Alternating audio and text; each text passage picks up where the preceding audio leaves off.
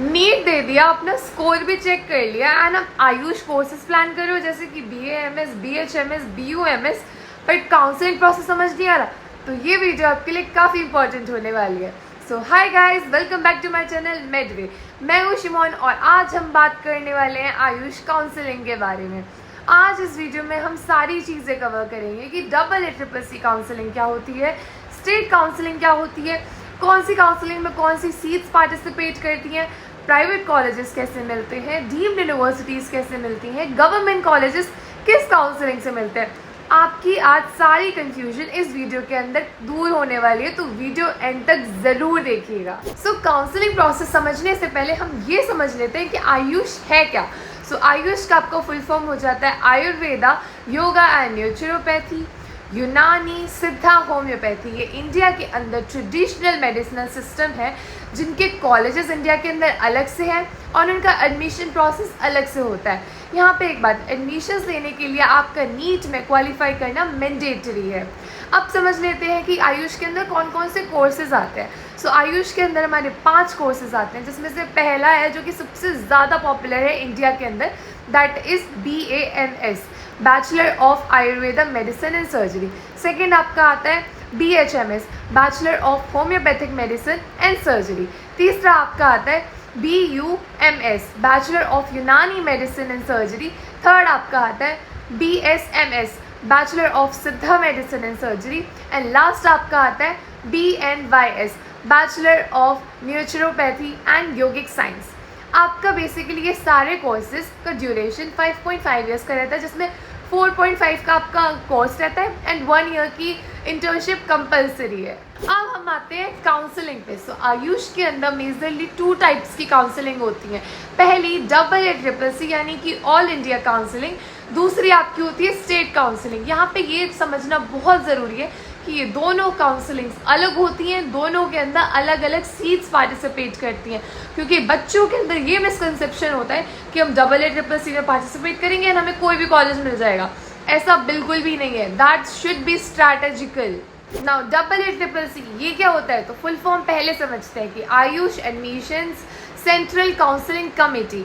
ये आपकी national level पे काउंसलिंग कंडक्ट कराती है। अब आप सोच रहे होंगे इसके अंदर कौन कौन सी सीट्स आती हैं। स्टूडेंट्स के अंदर जो सबसे ज़्यादा मिसकंसेप्शन है कि इसके अंदर प्राइवेट सीट्स भी आती हैं। लेट मी बी क्लियर, इसके अंदर कोई भी प्राइवेट कॉलेज की सीट नहीं आती है। तो कौन कौन सी सीट्स आती हैं? आपकी इसके अंदर 15% ऑल इंडिया कोटा से हर स्टेट की गवर्नमेंट सीट्स आती हैं। सेकेंडली आपकी 100% सेंट्रल यूनिवर्सिटीज़ आती हैं, 100% डीम्ड यूनिवर्सिटीज़ आती हैं, 100% नेशनल इंस्टीट्यूट्स आते हैं।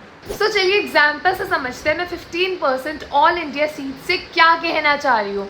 तो मान लीजिए आप एक यूपी के स्टूडेंट हैं जिसे BAMS गवर्नमेंट सीट चाहिए राजस्थान में, तो आपके पास डोमिसाइल किसका होगा? यूपी का। तो आप राजस्थान में सीट लेने के लिए सिर्फ 15% सीट्स के लिए एलिजिबल होंगे एंड ये आप काउंसलिंग करेंगे ACCC के थ्रू।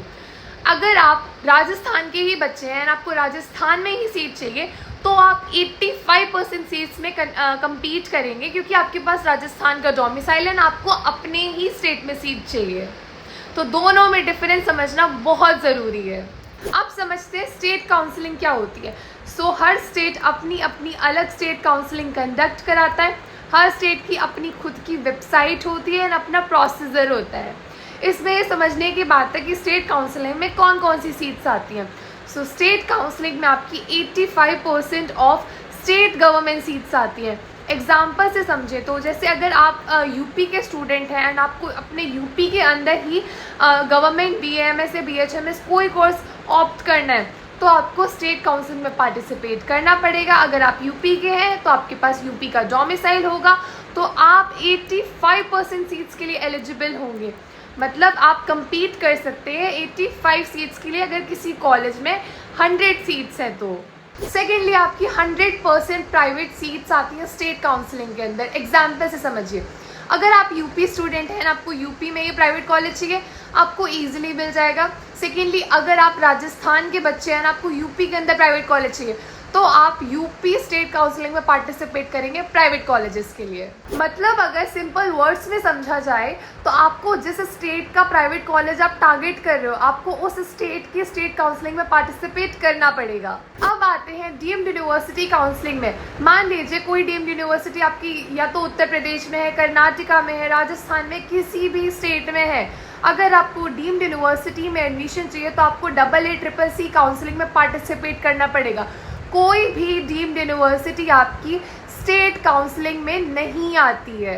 सेम आपका national institutes and central universities पे भी एप्लीकेबल होता है। ये सारी आपकी AA-CCC काउंसलिंग के अंडर आती है, ना कि किसी स्टेट काउंसलिंग के अंदर।